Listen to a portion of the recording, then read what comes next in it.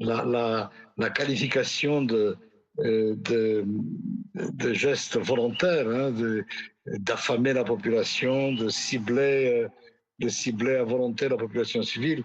Tout cela n'est pas établi. Donc, comme il n'y a aucune chance qu'il y ait procès, la plupart des juristes ici pensent que s'il y avait une chance que Netanyahou et son ministre de la Défense soient effectivement jugés, il pourrait convaincre la Cour, mais il n'y aura pas de procès.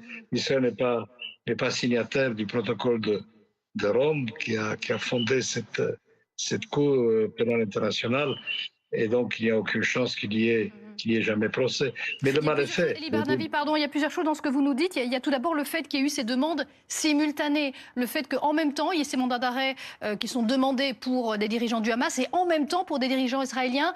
Ça, le fait que ce soit simultané, c'est ça que vous dénoncez notamment? Bon, vous savez, ce n'est pas un secret que je ne suis pas un ami du gouvernement au pouvoir à Jérusalem. Et je suis même très critique de ce qu'ils font, de la manière dont ils conduisent cette guerre, y compris d'ailleurs dans les aspects humanitaires. Je pense que des crimes de guerre ont été effectivement commis. Mais je ne pense pas qu'il y ait jamais eu de volonté délibérée au sein de cela et que ces deux hommes sont accusés, et qu'il y aurait eu une volonté délibérée de cibler des civils et d'affamer le territoire. Et c'est là, je ne le pense pas. Enfin, je sais que ce n'est pas le cas.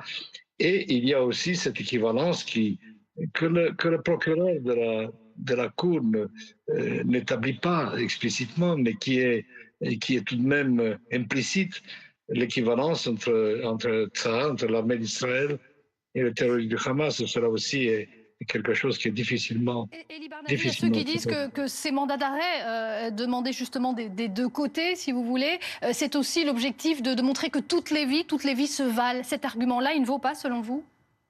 Si, évidemment, les vies se valent, mais tout cela est vrai, c'est vrai dans toute guerre. C'est dire que aucune guerre n'est possible. Donc là, il y a eu l'attaque du 7 octobre, il y a eu donc riposte israélienne qui était parfaitement non seulement justifiée, mais nécessaire. Et ensuite, il faut voir à la fois sur le plan militaire et sur le plan politique comment cette guerre a été menée, quels ont été disons, les moyens légitimes et les moyens illégitimes de mener cette tout est possible, on peut discuter de tout.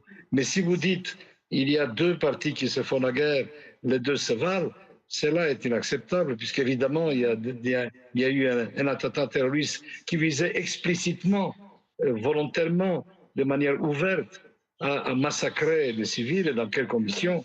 Il y a une riposte militaire israélienne dont on peut penser ce qu'on veut, mais qui n'est pas du tout de même nature. Et Merci. c'est ça qui est choquant, si vous voulez, pour l'opinion israélienne.